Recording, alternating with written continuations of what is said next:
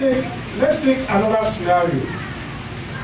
In America, if a man and a woman, husband and wife, go to court, 9 times out of 10, the man is coming out a loser.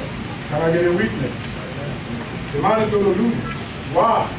Because the system is created to make a man an endangered species.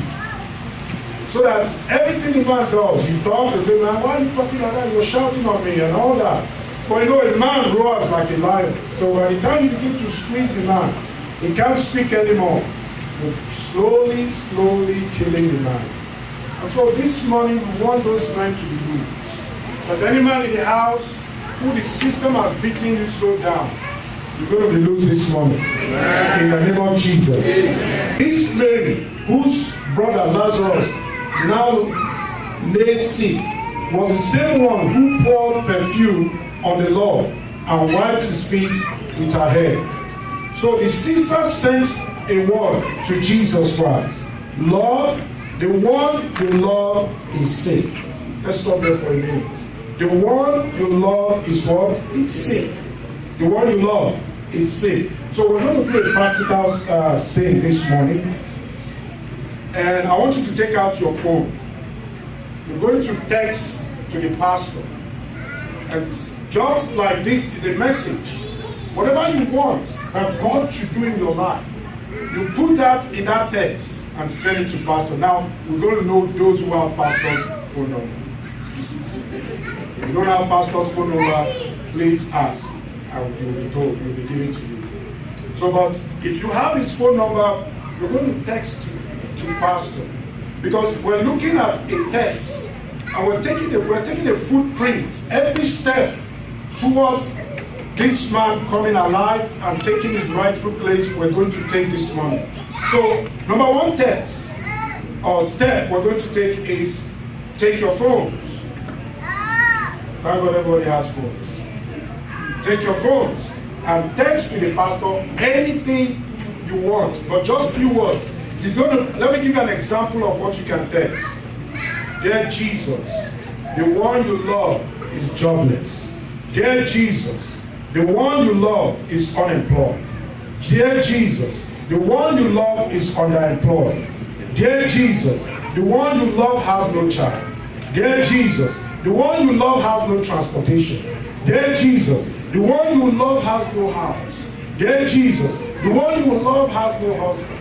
Dear Jesus, the one you love has no wife. Dear Jesus, the one you love has no money. Dear Jesus, the one you love is a single parent taking care of children. Dear Jesus, the one you love has no immigration papers. Does it make sense?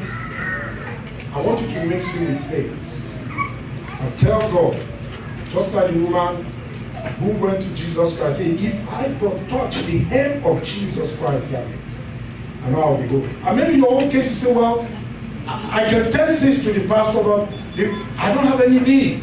And my need probably is in Africa. You can do the same thing.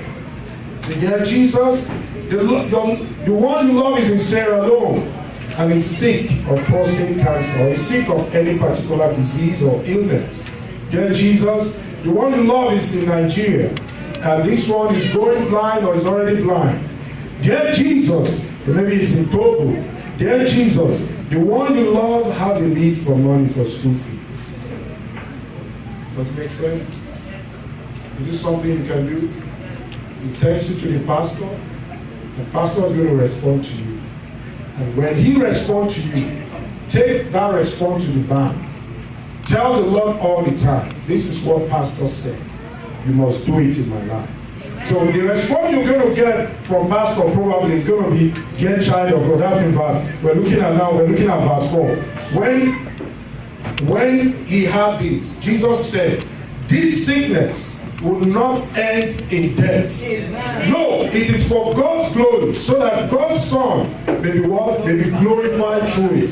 So you are going to get a reply message from pastor. If you don't get it, make sure you don't leave here today until you get that message from pastor.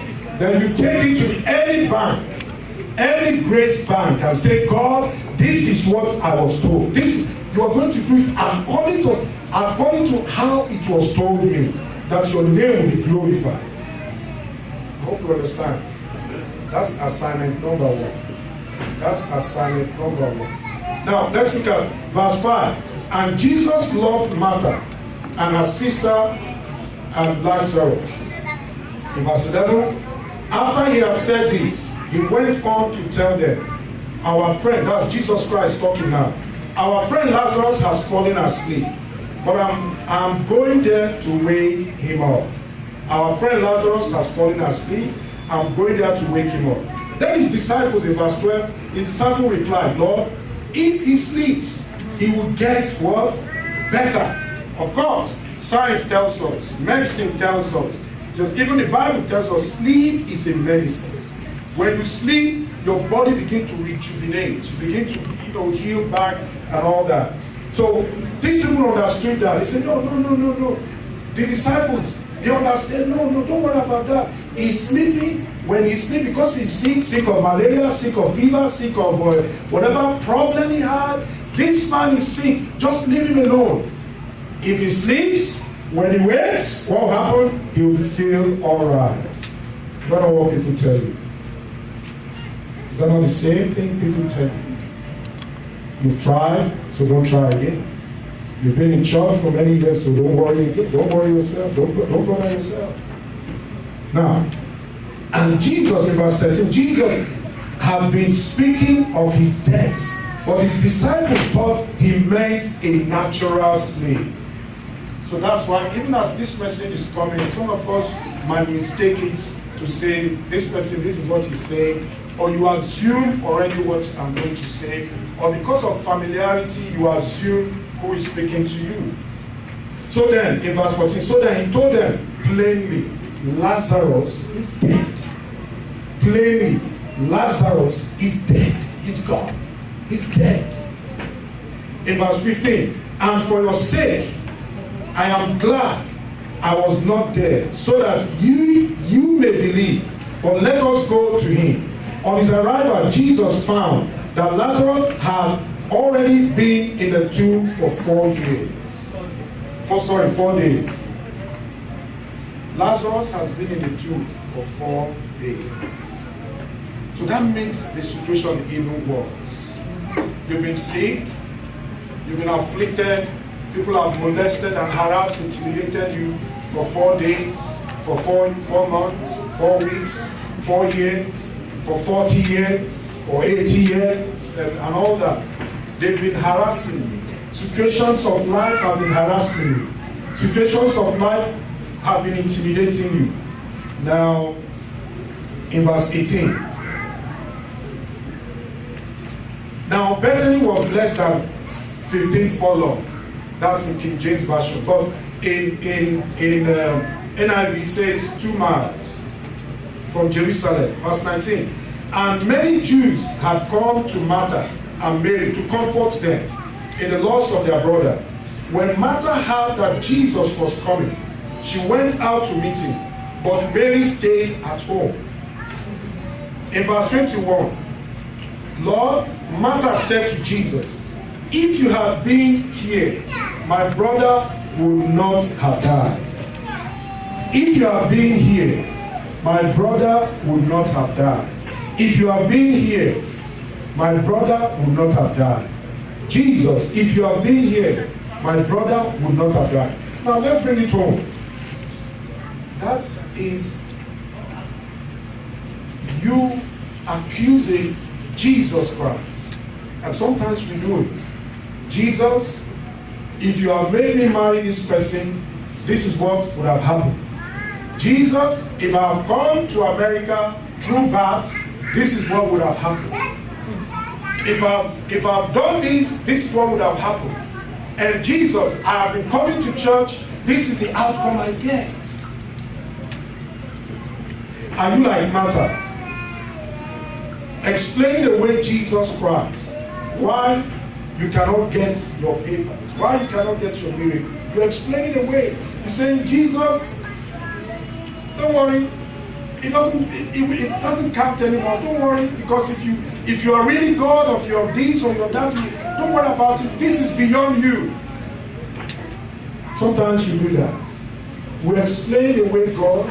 when a miracle has not come true. We say, well, maybe it's not going to happen now. Maybe God is not interested in bringing this to pass.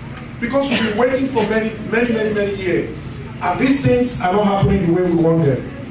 Why do you cut Jesus Christ some slack? Some of us, we cut Jesus Christ slack.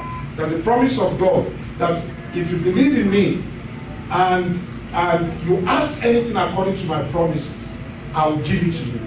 You believe, you've asked, and you're here to receive. Now you explain away. You say, well, maybe it doesn't work that way. Or maybe, well, God don't want me to have that thing. Some of us say, well, it's not the will of God that I should have this, I should have that. So we give that excuse and say, well, God cannot do it. Or maybe God can do it, but he doesn't want to do it. Or we just give so much excuses about what God can do and what God cannot do. But I know that in Romans chapter 4, verse 20 to 21, Abraham has a different view.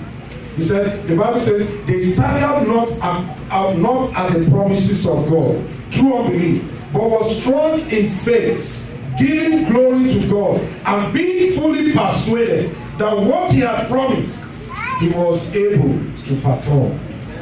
Whatever God has promised, he's going to do it. Amen. Whatever God has said to you, he's going to do it. Amen. God can speak to you through a vessel. He can speak to you directly. He can speak to you just by reading something. Whatever he has said, take it to the bank.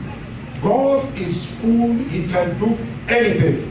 God can do all things. God can do anything. God can do everything. Whatever he has said to you, he will bring it to pass.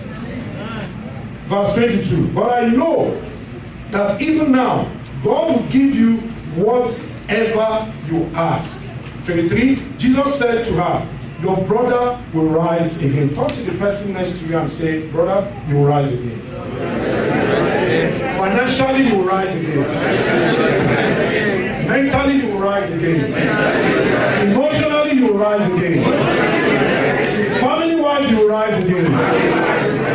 Health-wise, you will rise again. In Jesus' name. And Martha answered, I know he will rise again. In the resurrection at the last day. Look at what she said. Jesus said your brother is going to rise again. Which one do you prefer? Your brother to rise again now, or your brother to rise again at the end of this age? Which one do you prefer? I ask you, church, which one do you prefer? So which one do you prefer? To be prosperous here on earth, or wait till you make it to heaven and get prosperous? Which one do you prefer? Which one do you prefer? Do you want the one up, or do you want the one down? Or you want the one from here and go on? Praise God. So what did Martha say? What did she say? Let's look at that verse again. In verse 24, Martha answered, I know he will rise again in the resurrection at the last day. My blessings shall not pass me by. Say to yourself, I will not wait till I get to heaven. I must get it here. In Jesus' name. Verse 25. Say, Jesus said unto her, I am the resurrection. So don't wait for that. I am the resurrection. Don't wait for it. I am the resurrection. And I'm the life. And remember what the Bible says, I have come to give you what? Life. So that you do what? You have it what? More abundantly. So I am the life. So what's happening here? Martha has forgotten so soon that she is in the presence of life. The one who carries life. The one who gives life. The one who can bring the dead back to life. The one who himself is going to the cross and is going to die and is going to come back again. So she forgot that. Number 26. Whoever lives by believing in me will never die again. The question is, brothers, do you believe that if you live today, your finances live today, your finances will not die again? Amen. Do you believe? Do you believe that?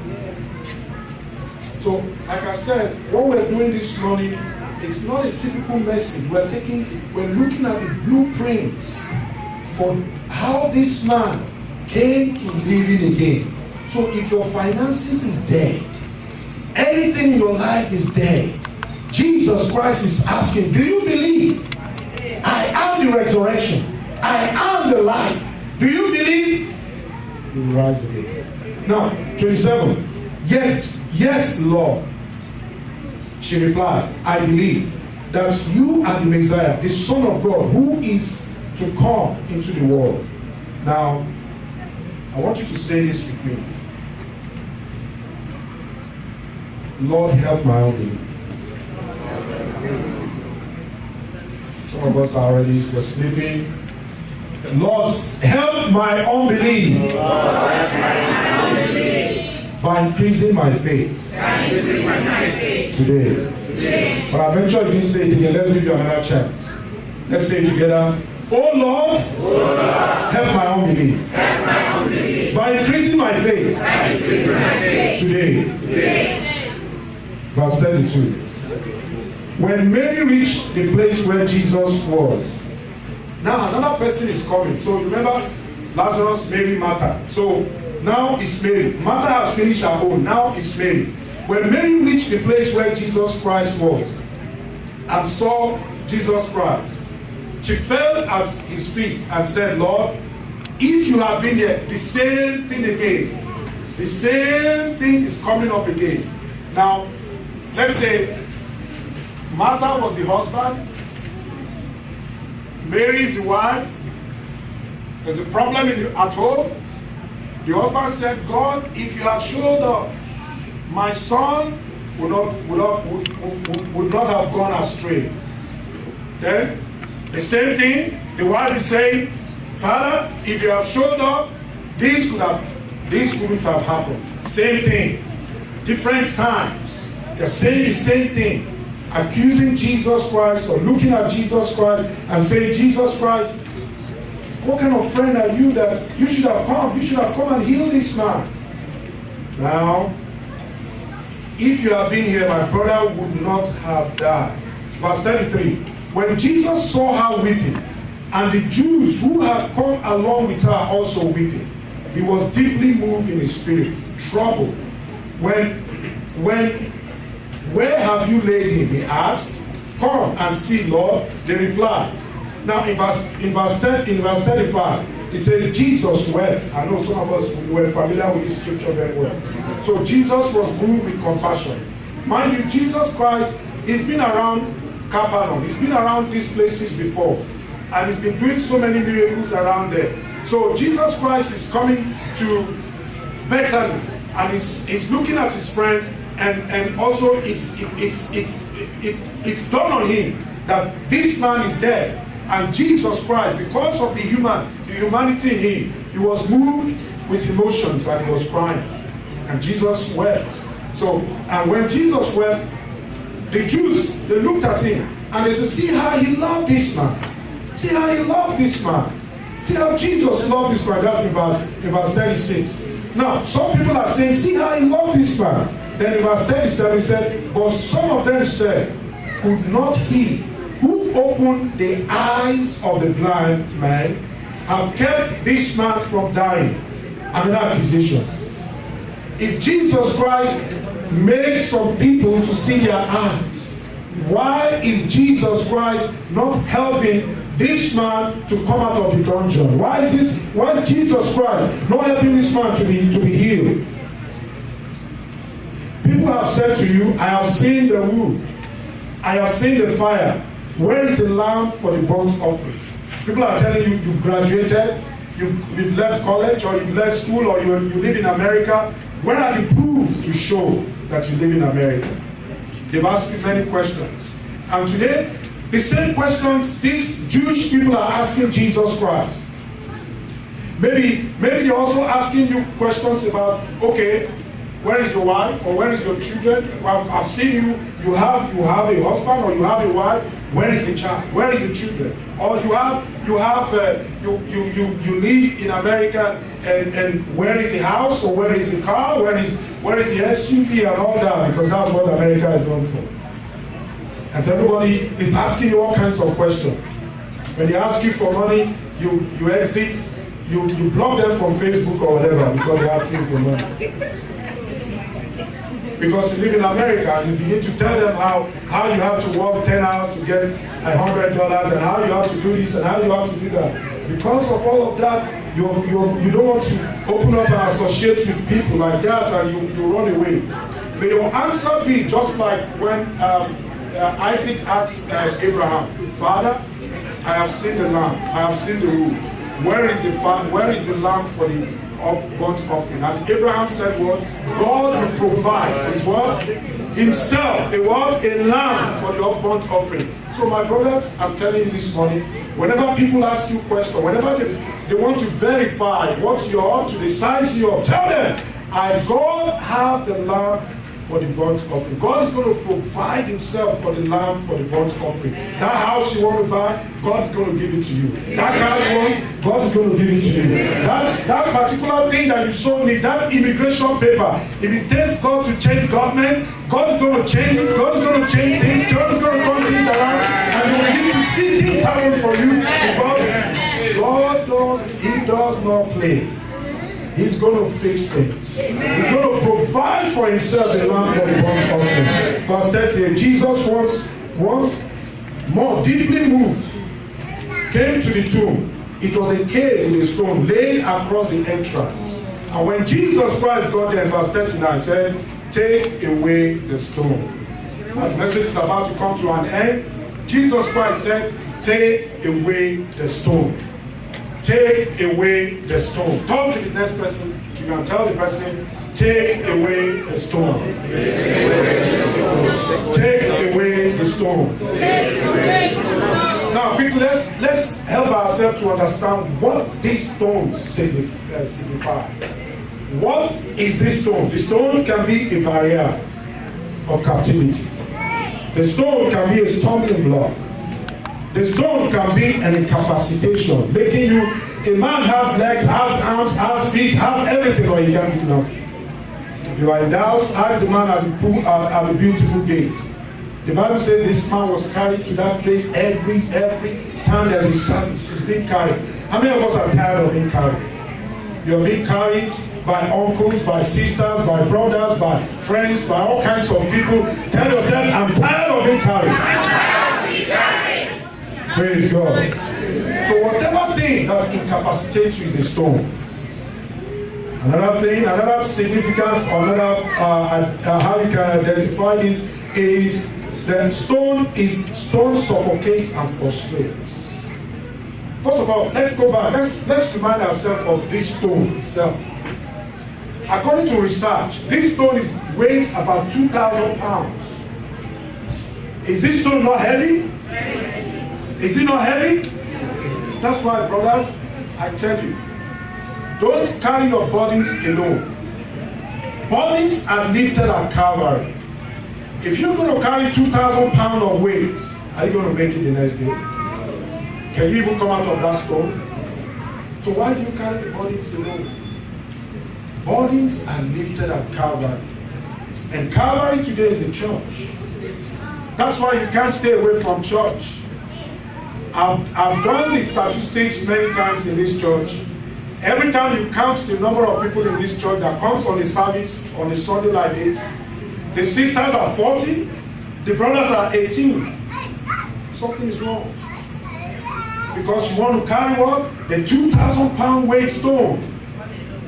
You want to carry the 2,000 pound weight stone. Your job, your money, your career, your whatever. It's weighing you down and it's putting you down and it's making you struggle through life. And Jesus saying, I want to roll away that stone today. The stone terminates anything good. Imagine the stone in front of the cave. If that man is hungry inside the tomb and he wants to give you food, the stone is there. Can you give him the food? Why? That's a barrier. So the stone terminates anything good. The stone also separates. The stone has separated the man from the rest of the world.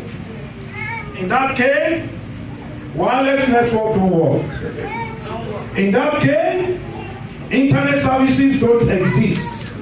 In that cave, there is no other communication. All you see is deadness. Why do you want to stay under that stone? The stone also is a hindrance. It can also be an unbelief. It can be also yesteryears of baggages in your life. Baggages upon baggages upon baggages upon baggages upon baggages, and it's weighing you down. The stone can be sin. There's a sin in your life. Anything is scarce, your eyes will not let it go. You have an eye like a bounty puma. You can see through that scales and you can tell whatever is in that scales. The stone can be a sin in your life, an adulterous lifestyle you lead. The stone also can be a rebellion. You are rebelling against God. You don't want to serve God. You don't want to surrender to God. But you want to surrender to your career. You want to surrender to anything that has an edge with double strike from the top to the bottom. You are so eager, you're so anxious to leave your home at a breakneck speed to get to work just because the stone is upon you. 2,000 pounds stone. But today, the good Lord is going to roll it away. The good Lord is going to roll it away. Let's pray this prayer of agreement.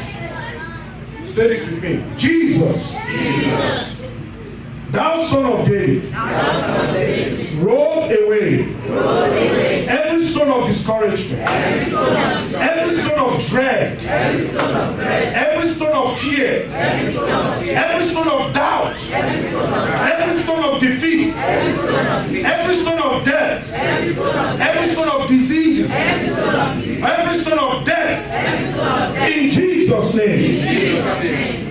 Now, the other part of that story, from that same verse 39, is, but the Lord said, Martha, the sister of the dead man, by this time there is a bad odor, for he has been there for 4 days. By this time, this man is stinking. He's smelling. He's already stinking. I didn't know men who are stinking today. Behavior, attitude, and all kinds of things. I didn't know people who are smelling because they've been in that doom for too long. The problem that has faced you has already changed your persona, has changed the aura around you. You're a bit angry, you're a bit aggressive, you're not friendly. When your wife asks you for money, you say, didn't I give you money 200 years ago? We're talking of today, you're talking of 200 years ago. By this time, he's thinking. Now, let's bring in Abraham again. The Bible says Abraham was stricken in age. That means more or less he was already stinking. Done. No sperm count, nothing. It has nothing to do with count anymore. The deadness of Sarah's womb tells you that no, this is not possible. She can never have a child at 90 years old. Science will tell us that it is what? Impossible science. But they believe. They held on to the promise of God.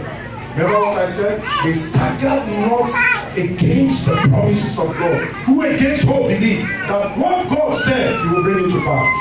Amen. Another example I'm going to cite for you in the book of Ruth chapter 3 verse 3 to 5. What it takes to clean the mess. What it will take to remove the odor, the stench of yesteryear, the stench of failure, the stench of disappointment, the stench of rejection, the stench of everything you've gone through. Number one, if you go through the book of Ruth chapter 3 from verse 3 to 5, say, this is what Ruth's mother-in-law told Ruth. Now remember the story of Ruth. Ruth had lost what? He has lost almost everybody. She has lost everybody. And mind you, the story of Ruth also tells us that Ruth is a Moabite. He's a foreigner. Can I get a witness?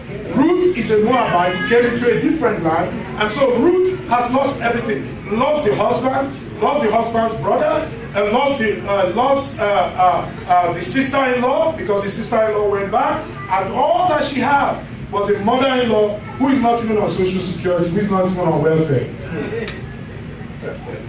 So double tragedy for this woman. No income, nothing.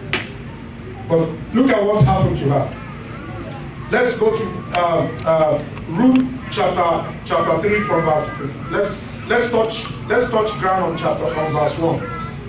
Ruth chapter 3 verse 1. He said, Naomi, her mother-in-law, said to her, my daughter, shall I not seek rest for you, that it may be well with you? God is saying, you treat that, just say, my son. Now this message is for everybody, by the way. But just we're trying to make it tailor-made to the name. But he's saying, my daughter, shall I not find rest that may be well with you? That means you might have rest and it's not well with you. You might have papers and it's not well with you. You might have a job and it's not well with you. You might have a family and it's not well with you. You may have money and it's not well with you. And Ruth is saying, mother-in-law is saying, that I want to give you a rest that comes with a wellness. I want to give you a rest. So there are 7 things I want to give you. I want to give to us this morning or this afternoon. Say, number 1 thing she told Ruth to do is number 1. In order to take care of the stench, the odor, the aroma. How many of us know that goat stinks? Goats.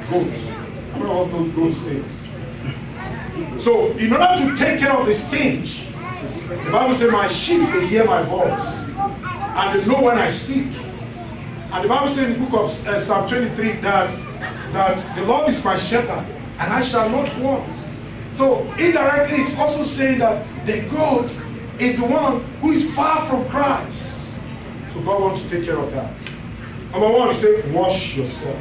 You want to take care of that thing? If you go out to the gym and you do all that, and you're coming out, you see all the sweat, you're smelling and all that, and he's saying, wash yourself. Sanctify yourself. Wash yourself. Number 2, anoint yourself. Now, anointing it's not just putting the anointing oil. Because you might get to a place where you don't have an anointing oil in your pocket. But the anointing of oil or the anointing of God in you you become a carrier, a custodian of this anointing. So that when you get into a place or your job or somewhere, things just begin to flow because you are there. So he says, anoint yourself. Then the 3rd one is change your garments. Change your garments. We're going to get there. Change your garment. The great clothes Lazarus was wearing. Jesus Christ is saying to you, change your garments. Change your garments. Change your garments. What can your garment be? Attitude, disposition. You're so quick to be discouraged. Change your garments. Change your garments.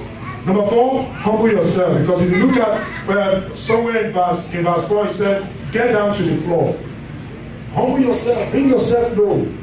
You're a man, don't just go about bullying your wife and I'm the head of household, and she will tell you that's for tax return, not for now, because you're head of household, you need to carry the family on your head.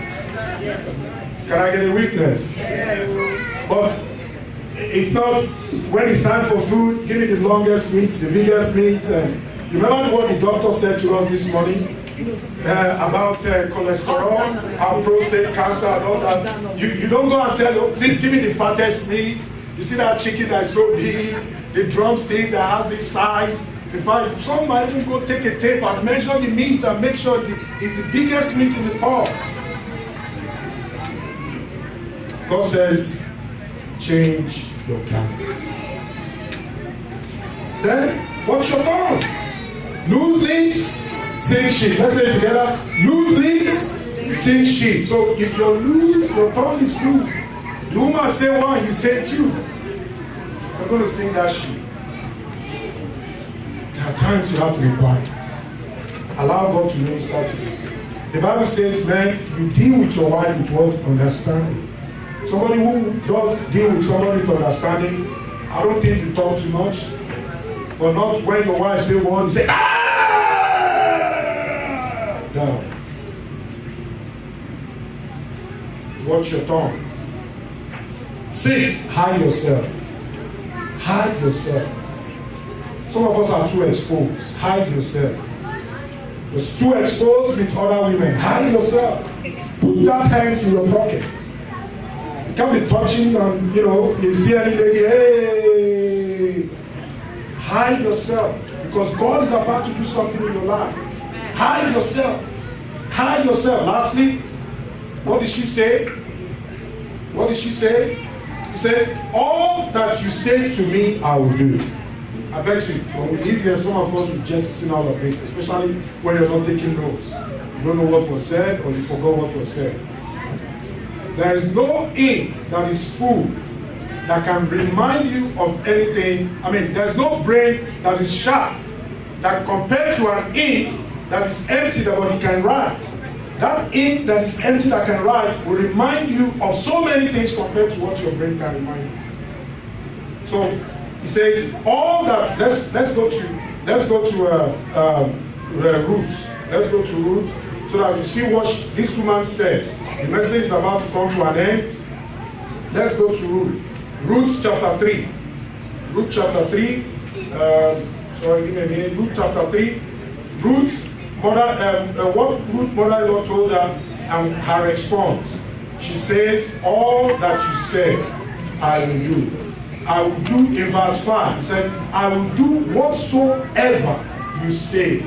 Ruth answered to the mother-in-law. And I'm trusting the Lord that you will do everything that God is giving us as basic principles of life to make it in life in Jesus' name. In verse 14. And Jesus said, did I not tell you that if you believe, you will see the glory of God? Verse 41. Remember, we're about to end, we're about to round up. In verse 41, so he said, so they took away the stone. Remember what he said? Roll away the stone. Now they took away the stone. Then Jesus Christ looked up. That we're going to be doing very soon. Jesus Christ looked up and said, Father, I thank you that you have heard me. I knew that you always hear me, but I said to this, for the benefit of the people standing here, that they may believe that you sent me. Same thing. If you go to the book of Isaiah chapter 61, it says the Spirit of the Lord is what is upon me. The Spirit of the Lord is upon me. So that's what Jesus Christ is also saying here.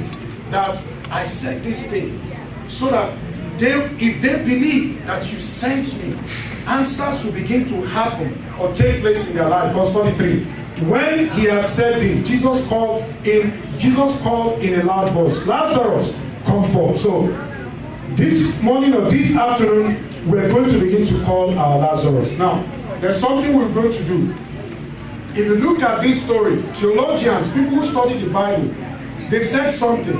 They said Jesus Christ called Lazarus, that if he had said, dead, come alive, everything around there that is dead would have come alive. That's some kind of Cartoon Network. Because if you go and say, everything dead, come alive. So mosquito that is dead will come alive. Chicken, hen that is dead will come alive. Lizard and alligators dead around there will come alive. But no, Jesus Christ was specific. He was speaking to a particular person. And so this morning, Jesus Christ is specific. He's speaking to you. Don't say, well, he's speaking to this person or he's speaking to that person. Tell yourself he's speaking to me. And Jesus Christ is calling me. He's asking me to come alive into fellowship with him. Come alive into partnership with him. Come alive into relationship with him. So this morning or this afternoon, we're going to say these following things. My husband, comfort. My wife, comfort. Strips of linen and a cloth round about his face. Jesus said to them, take off the grave clothes and let him go. This message is about to come to an end. And you just have to fasten your seatbelt. The plane is about to land.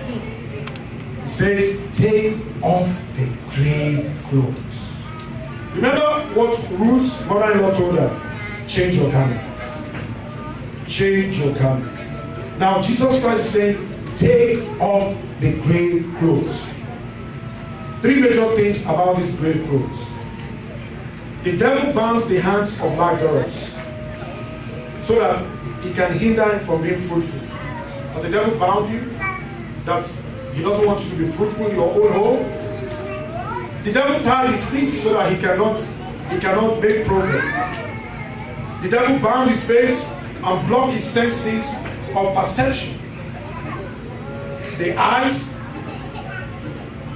Ephesians 1:18, our time is up. Ears, Psalm 46b. Nose, Genesis 27:27. Mouth, Psalm 81 verse 10. Let's read Psalm 81 verse 10. You know, many times Pastor Franka will say, a mouth that is quiet or that is closed is a destiny does what?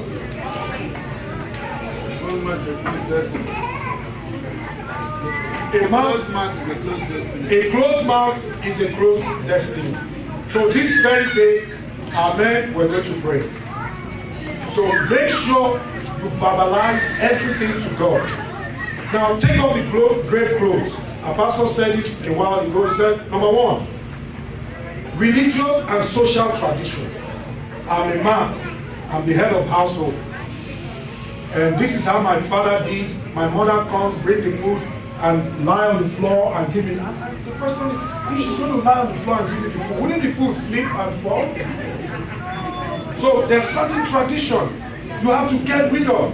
You begin to appreciate that God is calling you to a different level.